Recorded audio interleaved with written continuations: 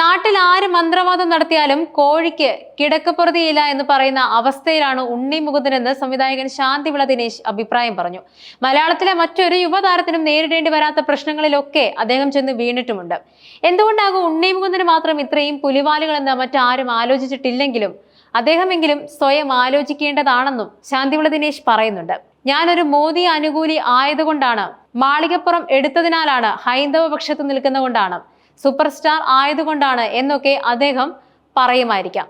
എന്നാൽ ഒന്നുമല്ലാതിരുന്ന കാലത്തും അദ്ദേഹം വിവാദങ്ങളുടെ കൂട്ടിലായിരുന്നു.